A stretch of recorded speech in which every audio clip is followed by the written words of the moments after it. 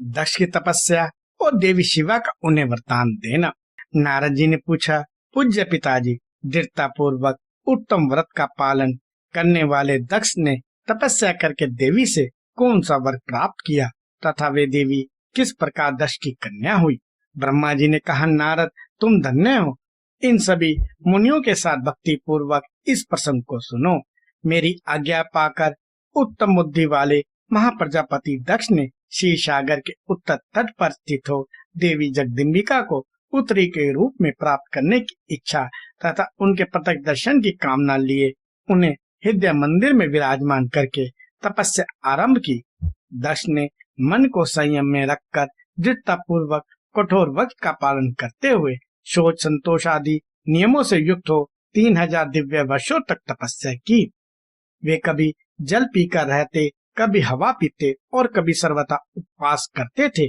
भोजन के नाम पर कभी सूखे पत्ते चबा लेते थे। मुनि श्रेष्ठ नारद तदंतर यम नियम आदि से युक्त हो जगदम्बा की पूजा में लगे हुए दक्ष को देवी शिवा ने प्रत्यक्ष दर्शन दिया। जगदम्बा का प्रत्यक्ष दर्शन पाकर प्रजापति दक्ष ने अपने आप को कृतकृत्य माना। वे कालिका देवी सिंह पर आरूढ़ थी। उनकी अंग कांति श्याम थी, मुख बड़ा ही मनोहर था। वे 4 भुजाओं से युक्त थी और हाथों में वरद, अभय, नीलकमल और खड़ग धारण किए हुए थी। उनकी मूर्ति बड़ी मनोहारिणी थी। नेत्र कुछ कुछ लाल थे। खिले हुए केश बड़े सुंदर दिखाई देते थे। उत्तम प्रभा से प्रकाशित होने वाली उन जगदम्बा को भली भांति प्रणाम करके दक्ष विचित्र वचन वालियों द्वारा उनकी स्तुति करने लगे। दक्ष ने कहा, जगदम्बा, महामाई, जगदीशे, महेश्वरी, आपको नमस्कार है। आपने कृपा करके मुझे अपने स्वरूप का दर्शन कराया है। भगवती अम्बे, मुझ पर प्रसन्न हुई। शिव रूपनी प्रसन्न हुई। भक्त वरदायिनी प्रसन्न हुई। जगमान्य, आपको नमस्कार है। ब्रह्मा जी कहते हैं, मुने, संयत वाले दक्ष के इस प्रकार स्तुति करने पर महेश्वर शिवा ने स्वयं उनके अभिप्राय को जान लिया तो भी दक्ष से इस प्रकार कहा, दक्ष, तुम्हारी इस उत्तम भक्ति से मैं बहुत संतुष्ट हूँ। तुम अपना मनोवांछित वर मांगो, तुम्हारे लिए मुझे कुछ भी अदेय नहीं है। जगदम्बा की यह बात सुनकर प्रजापति दक्ष बहुत प्रसन्न हुए और उन शिवा को बार बार प्रणाम करते हुए बोले।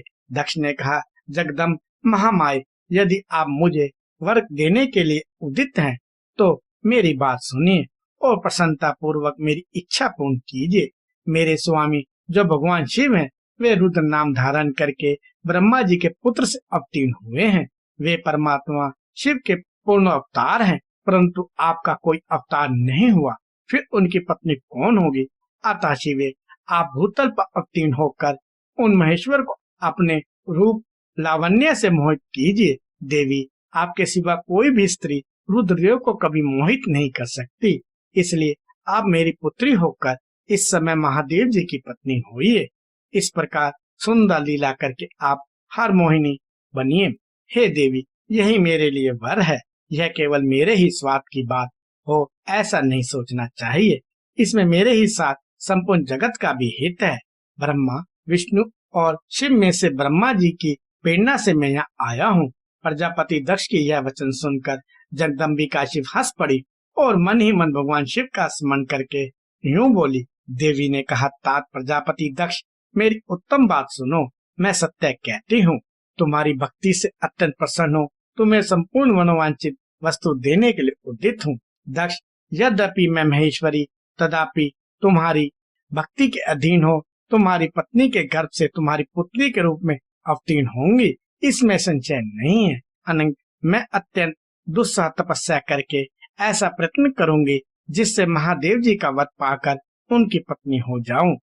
इसके सिवा और किसी उपाय से कार्य सिद्धि नहीं हो सकती, क्योंकि वे भगवान सदाशिव सर्वथा निर्विकार हैं, ब्रह्मा और विष्णु के भी सेव्य हैं तथा नित्य परिपूर्ण रूप ही हैं। मैं सदा उनकी दासी और प्रिया हूँ, जिससे प्रत्येक जन्म में वे नाना रूपधारी शंभु ही मेरे स्वामी होते हैं। भगवान सदाशिव अपने दिए हुए वर के माध्यम से ब्रह्मा जी की भ्रुकुटी से रुद्र रूप में अवतीर्ण हुए हैं। मैं भी उनके वर से उनकी आज्ञा के अनुसार यहाँ अवतार लूंगी। तात, अब तुम अपने घर को जाओ। इस कार्य में जो मेरी दूती अथवा सहायिका होंगी उसे मैंने जान लिया है। अब शीघ्र ही मैं तुम्हारी पुत्री होकर महादेव जी की पत्नी बनूंगी। दक्ष से यह उत्तम वचन सुनकर मन ही मन शिव की आज्ञा पाकर देवी शिवा ने शिव की चरणविंदों का चिंतन करते हुए फिर कहा, प्रजापति, परंतु मेरा एक प्रण है, उसे तुम सदा मन में रखना चाहिए। मैं उस प्रण को सुना देती हूँ, तुम उसे सत्य समझो, मिथ्या न मानो। यदि कभी भी मेरे प्रति तुम्हारा आदर घट जाएगा तब उसी समय मैं अपने शरीर को त्याग दूंगी, अपने स्वरूप में लीन हो जाऊंगी अथवा दूसरा शरीर धारण कर लूंगी। मेरा यह कथन सत्य है प्रजापति। प्रत्येक सर्ग या कल्प के लिए तुम्हें यह वर दे दिया गया।